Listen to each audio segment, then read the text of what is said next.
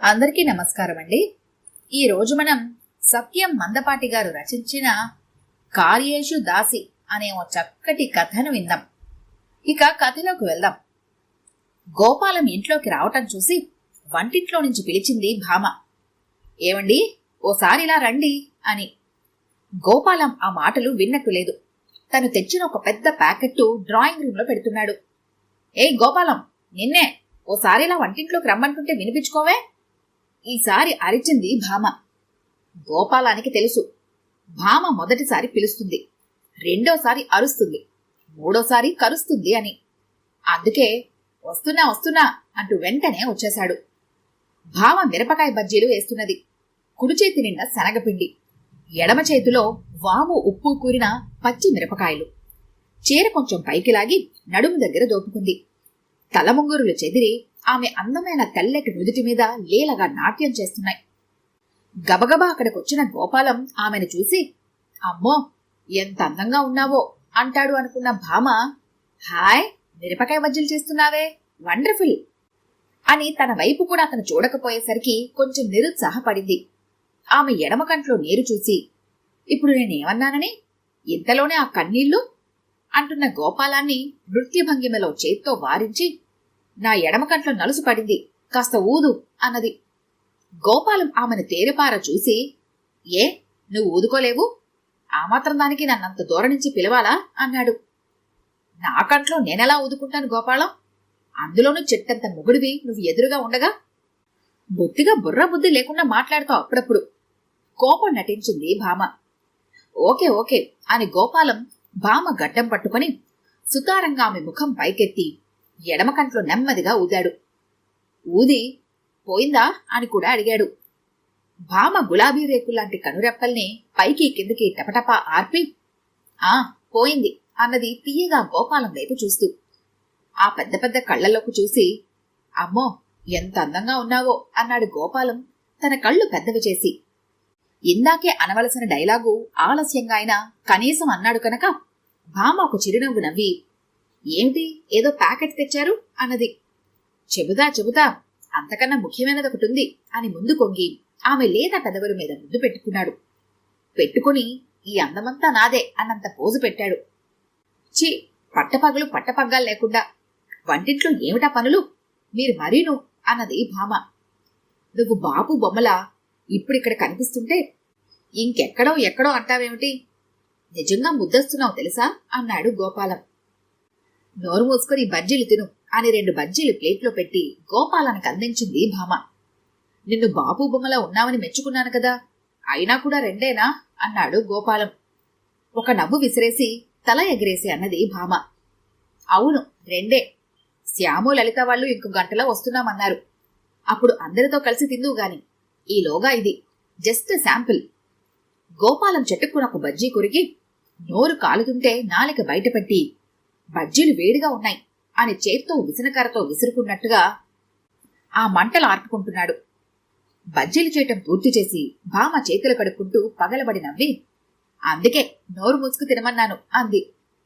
గోపాలం అక్కడే ఉన్న ఆవకాయ సీసా మూత తీసి పక్కన పెట్టి, వేడిగా ఉన్నాయి, కొంచెం ఆగండి అని చెప్పక్కర్లేదు అన్నాడు.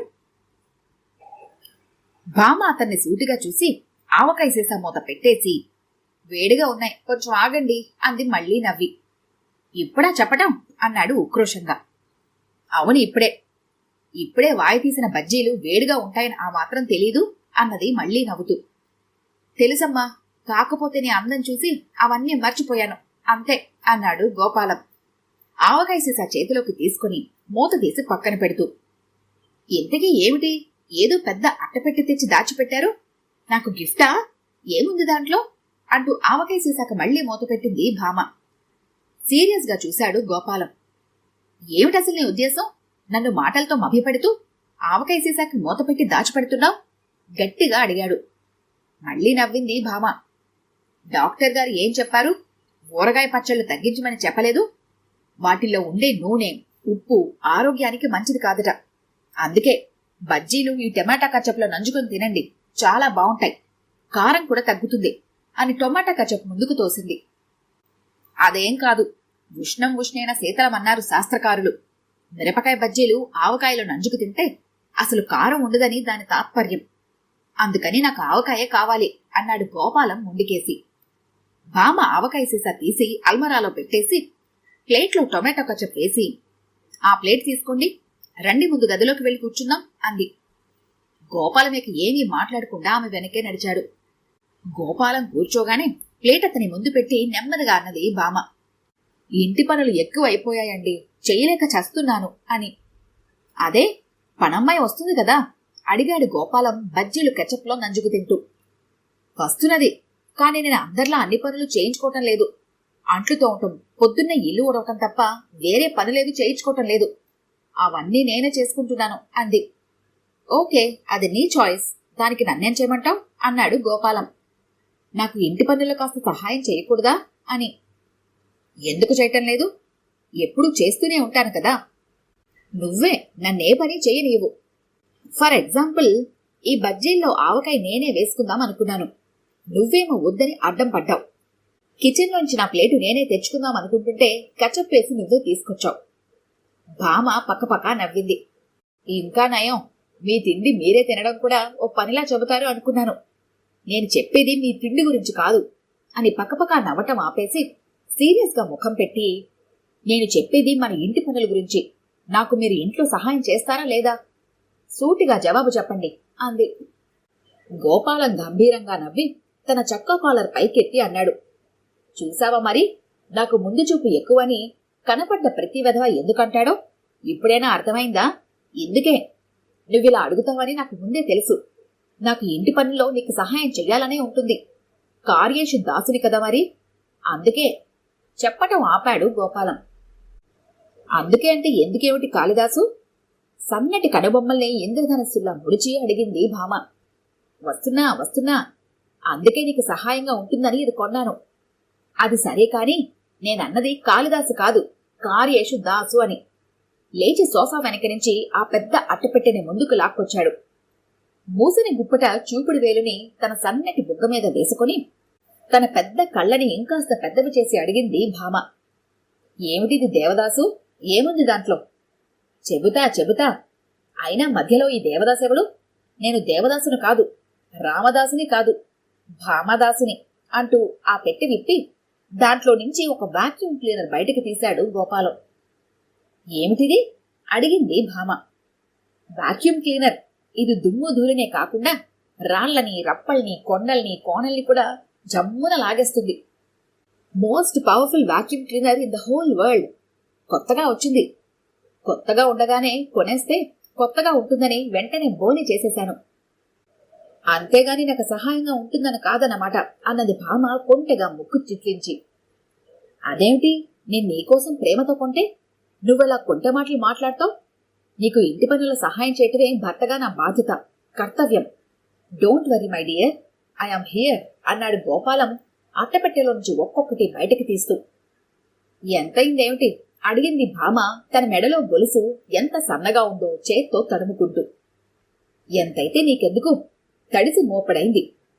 Don't bring the topic of money when we are talking about our అన్యోన్య దాంపత్యం అన్నాడు గోపాలం. భామ మూతి బిగించుకుని కూర్చుంది.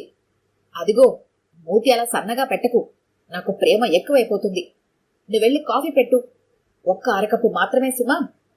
శ్యాము వాళ్ళు వచ్చేలాగా శాంపుల్ అన్నమాట అన్నాడు గోపాలం.